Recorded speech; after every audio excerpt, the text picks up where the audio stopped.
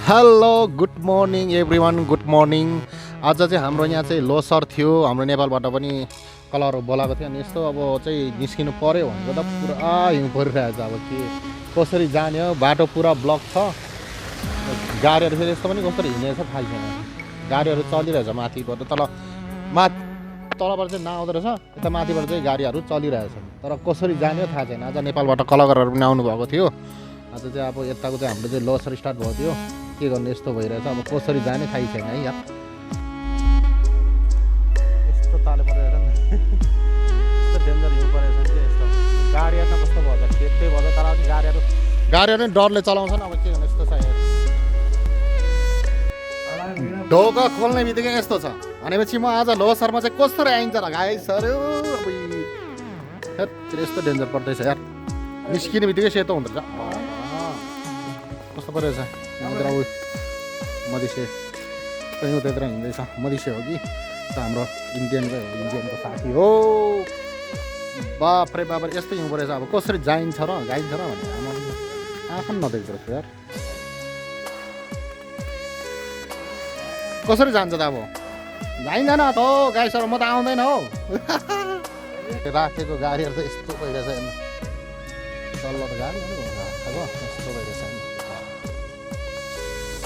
अब आजको लोसर म पुग्दैन जस्तो छ हौ। यस्तो परिरहेछ यार।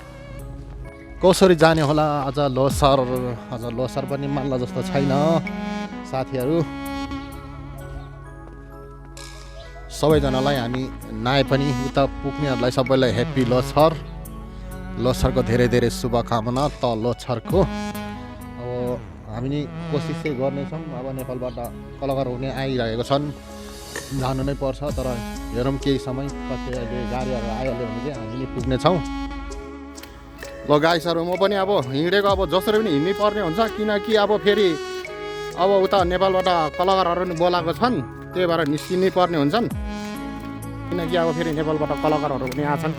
कलाकारको अब होइन यत्रो दुःखहरू आएको हुन्छन्, कलाकारहरू पनि ल्याएको पनि हुन्छन् होइन। यस्तो छ हिउँ परेर चाहिँ यस्तो हालत चाहिँ यस्तो भएको छ। तर पनि अब के गर्नु, जानै परेको छ। म चाहिँ अब हिँड्दैछु। पुरा यस्तो भइरहेछ हिउँ परेर।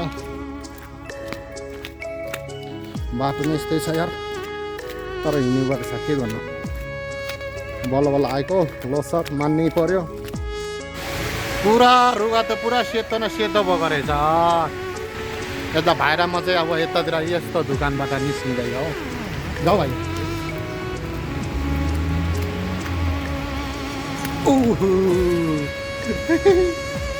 धेरै पर्यो। काटेको छैन। म चाहिँ आज होइन पानी परेर भयो भने यहाँ भान्जीलाई भेट्न आएको। मेरो भान्जीको बर्थडे, त्यही भएर चाहिँ जसरी नै आइपुग्नु पर्थ्यो। भान्जी केक काटेको छैन नि दौडी नै आएको यहाँ साफ। ल अब हामी मामा भान्जी चाहिँ हिँड्यौँ केक लिनलाई। आज मेरो भान्जीको बर्थडे। फेरि अरू भान्जीको बर्थडे चाहिँ कस्तो टाइममा राख्दैछ भने पुरा हिउँ पर्ने बेला, पुरा गाडी सारी पनि चल्दैन। यस्तो छ। त्यसले सानोतिनो कुराहरू मामासँग सेयर गर्दैनन्।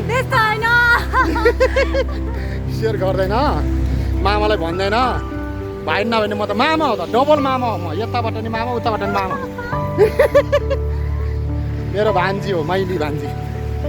के गर्नु अब कपाल पनि यस्तो भयो त। अब कुन चाहिँ केक लिने भान्जी? ल कुन चाहिँ हेर न, कुन चाहिँ राम्रो छ। मलाई त अब सबै राम्रो लाग्यो। कुन चाहिँ राम्रो हो भन्दाखेरि मैले छानौँ। मलाई त यार यो कस्तो मनपर्छ तिमीलाई, रङ्गी जङ्गी मनपर्छ है कस्तो मनपर्छ? मलाई त यो भेनिला पनि ठिक लाग्यो। यो भेनिलावाला। तिमीलाई कुन भन्छ त त्यो किन? यो मुनिको कस्तो छ? यो यो लाउनु भयो। त्यो ठिक छ नि भान्जी एकदम। स्पेसल बर्थडेको लागि यता केक चाहिँ सम्पर्क गर्न सक्छ। आज मेरो भान्जीको बर्थडे। ह्याप्पी बर्थडे भान्जी। I'm in Nepal and I will do everything in my birthday, but now I'm in another country, that's why I don't like मेरो भान्जीको चाहिँ बर्थडेको केक रेडी भइसकेको छ।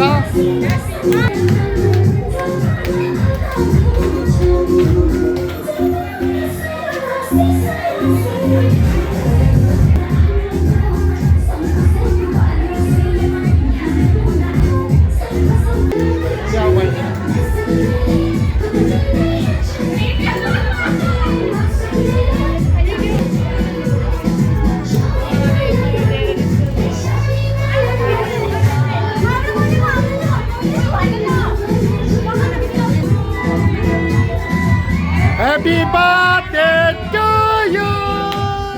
Happy birthday to you. Happy birthday To you. Happy birthday to you.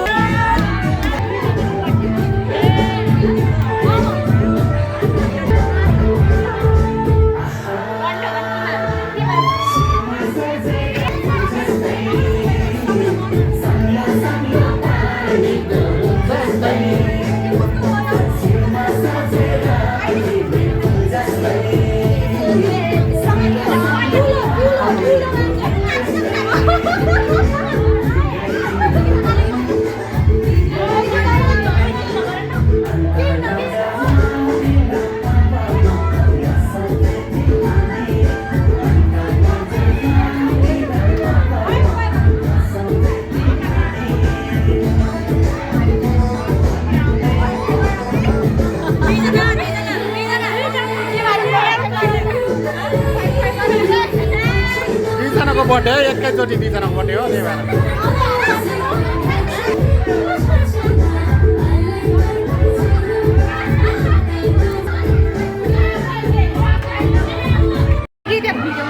दुईजना बस्नु है आज दुईटाको birthday दुईजनाको भान्जी एउटा सम्झिने ह्याप्पी बर्थडे भान्जी यहाँ त खाना साना पनि केही छैन रहेछ आज हतार हतारमा भयो नि त त्यही भएर खाना छैन रहेछ कि यहाँ त के गर्नु यस्तै छ परदेशको ठाउँ हो तर भान्जीले मलाई भनेन नि त नि यात्रा मैले सबै रेडी गरेँ पैसा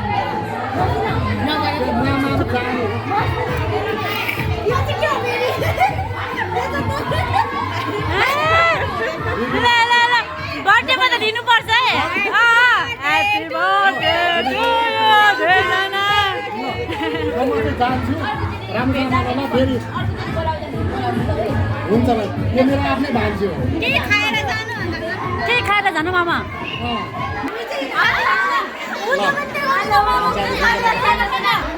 हजुर साथी भान्जीको साथीहरू अब भान्जीको खासै बर्थडे स्पेसल त भएन तर पनि ह्याप्पी बर्थडे अब नेक्स्ट टाइम चाहिँ अलिकति राम्रोसँग मनाउँला नि होइन यति मामा बच्यो भने बाँच्यो भने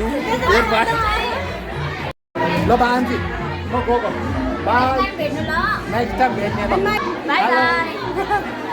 गएको ल बाई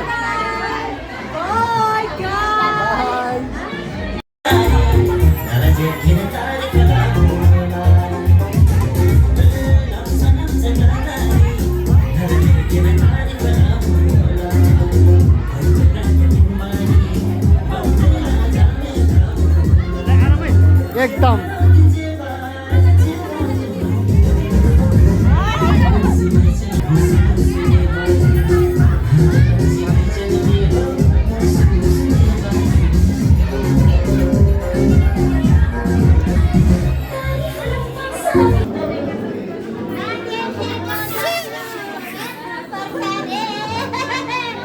हेलो गाइस के छ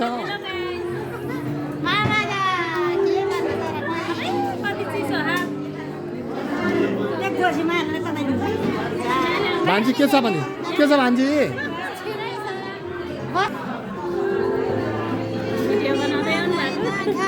मैले त्यतिकै अहिले भर्खर सुरु गरेको थिएँ के छ त